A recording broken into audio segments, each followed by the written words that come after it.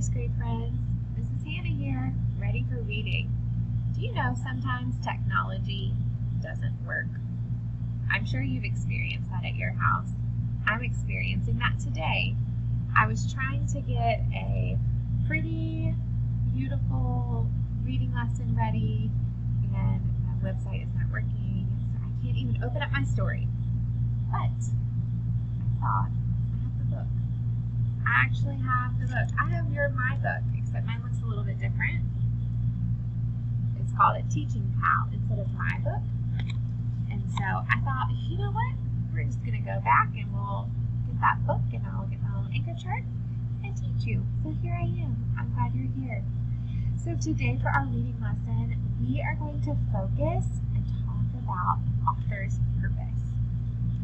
You probably remember this little chart from last week when we were reading a story. We're going to keep talking about author's purpose when we read stories.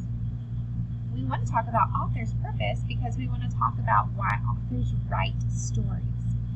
Well, if you want to remember why authors write stories, you can think of it like a piece of pie, or it's as easy as pie to remember. So authors write stories to persuade, and to persuade means the author is trying to get the readers to agree to do something.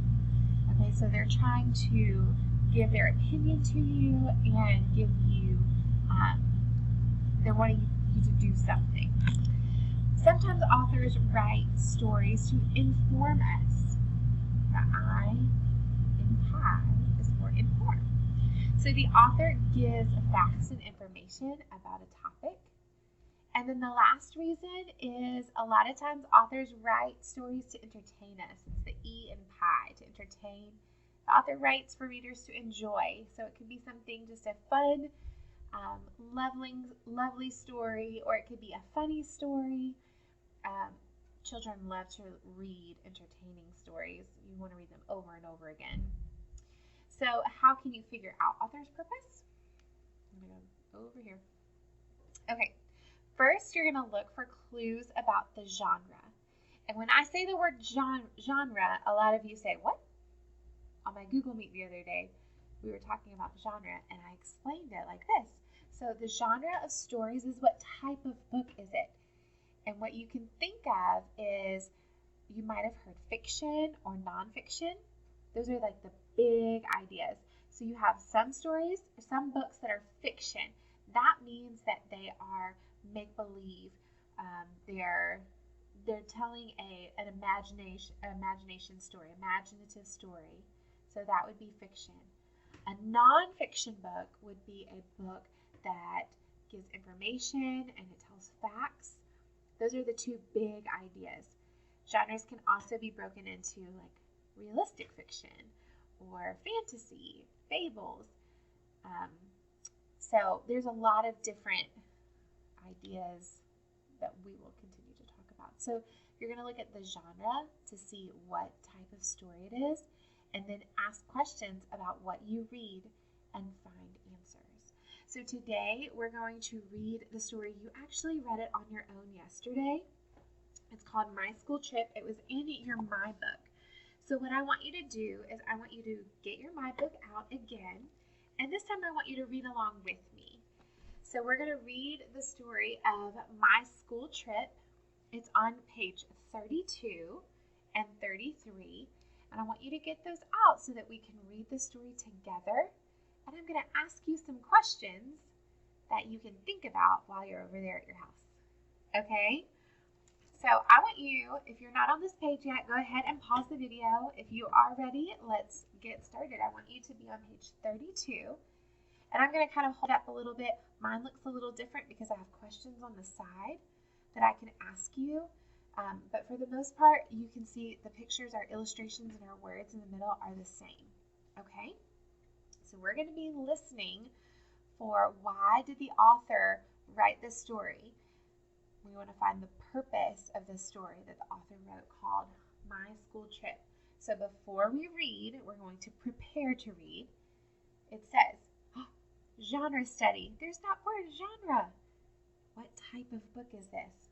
It's a realistic fiction. This means that our stories are made up but could happen in real life. You could look for characters who are like real people, places that seem real, and events that could really happen. But remember, this is a fiction story, so it's made up. So these are things that could happen but are made up. So our purpose. As you read, stop and think if you don't understand something. Reread, look at the pictures, use what you already know, or ask yourself questions. That's what we do when we monitor and clarify, which is what we talked about yesterday. Your little anchor chart was about monitoring and clarifying. So if you don't know something in a story, stop.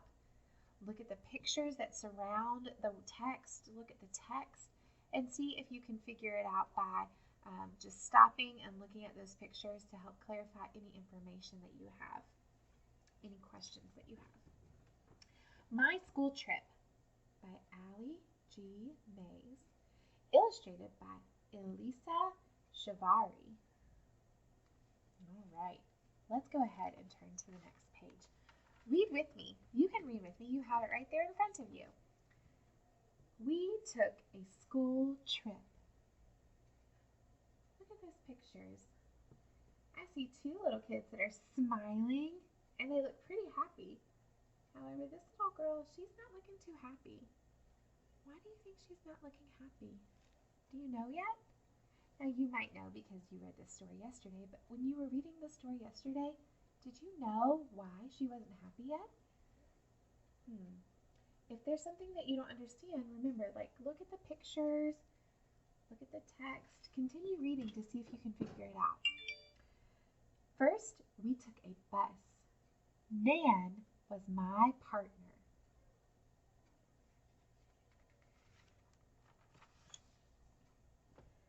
Nan was new at school. Was Nan mad? Was Nan sad? Look at her face. What do you think? Do you think Nan is mad? Or do you think Nan is sad? She definitely has that sad face, doesn't she? Why would you think she would be sad? Have you ever been the new kid at a school and you don't know anyone and you're a little nervous about it? You don't have a friend yet? Maybe that's why she's feeling sad. The trip was to Butterfly Garden. What do you think happens at Butterfly Garden? Look at that picture. I see an adult right here that has a hat on. Looks maybe like she has a little badge on too. Do you think maybe that she is the guide and she's going to teach the kids about the butterflies? I think so. Let's keep reading. Pam had a butterfly. Dan had a butterfly. I wish I had a butterfly. Do you see how she has these little thought bubbles with the little butterfly up here? She's wishing and thinking about having a butterfly land on her.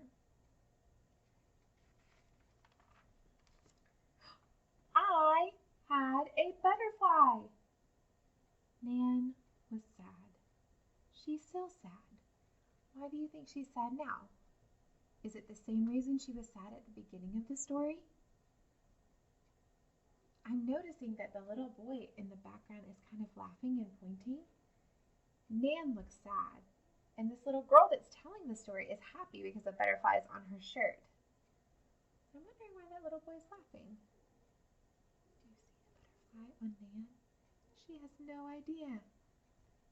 Nan had a butterfly. Nan was happy at last. Nan is my new friend. My school trip was great. Now Nan is happy and the little girl telling the story is happy. Did I ever find out the little girl in the story who's telling the story? Did I ever find out her name? I didn't hear her name in this story. I heard Nan, I heard Dan, I heard all kinds of other names, but I didn't hear hers. And that's okay. Sometimes the author doesn't tell us all of the characters' names, but she is the one who told the story. So I'm wondering if you could stop for just a moment, and can you think, why did the author write this story? What was the purpose of the author writing this story? Was it to persuade us, like the pea and pie? Was it persuading us to go to the butterfly garden? No, it didn't persuade us. The story didn't persuade us to go there. We might want to go, but it didn't persuade us. What about the I in pie for author's purpose? That stands for information. Did the author give us facts and details about a butterfly garden? No, it didn't really give us information. It talked about the butterfly garden, but it didn't tell me information about it. What about the E in pie? That means entertain. Do you think the author was trying to entertain us? I think so too. This was just a warm, lovely story about a little girl who was new and how she became friends with the other little girl. Oop, wrong side. Right here. They were like giving each other a little butterfly card. How sweet. I love it. We're going to do the turn and talk, and even though you don't have a partner to talk to, maybe you can talk to your family member, your cat, your stuffed animal. We're going to talk about this story for just a moment. It says to use details from my school trip to answer these questions with a partner. Monitor and clarify. When you came to a part you did not understand, what did you do to try and figure it out? What did you do when you couldn't figure out a part of the story or when something didn't make sense? What did you do? I hope that you stopped and you looked at the pictures. You tried to figure out what was going on in the illustrations. Maybe you looked at some words that would even help you understand what was going on. Those are some good tips and strategies that good readers do. What about this question? Number 2, how can you tell that the two girls became best friends? Look at this picture right here. What helps you understand and know that these girls became best friends? I'm seeing that these girls are sitting beside each other. Now they're both smiling. A little card is being passed in between them. I think that they enjoyed being on the trip together. All right, we're going to go to the next page. So this story we're going to use, and we're going to write a list. So before we write a list, we're going to kind of do a brainstorm like we did with our writing. We're going to make a web. This is a web, and it's kind of brainstorm web. So the prompt says to look back at my school trip. What does the girl who is telling the story like about her trip? So first we're going to plan. We're going to draw or write 4 things the girl likes about her trip. So in your My Book today, you get to complete these pages. So I don't want to write in my book. You can write in yours. So what I did is I made the same thing on just a sheet of paper, what the girl likes. And what I'm going to do is I'm going to go back through the story, look at the pictures, look at the text, and I'm going to use my text evidence to write what the girl likes from her school trip.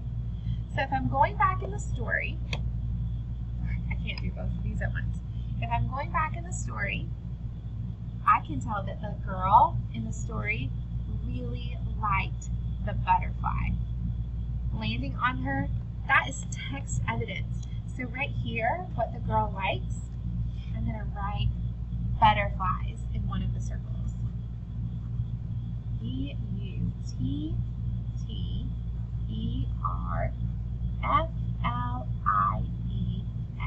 Butterflies. And you can write the same thing. Oops. Butterflies. She likes butterflies. What else is something that the girl likes? There are 3 more bubbles, and I'm going to have you continue to fill those out. So I want you to look back to your story, and I want you to think about what other things does the girl like on her school trip. I also want you to do the next page and take your ideas from your brainstorm bubble and write a complete sentence about what the girl likes. Thank you, friends.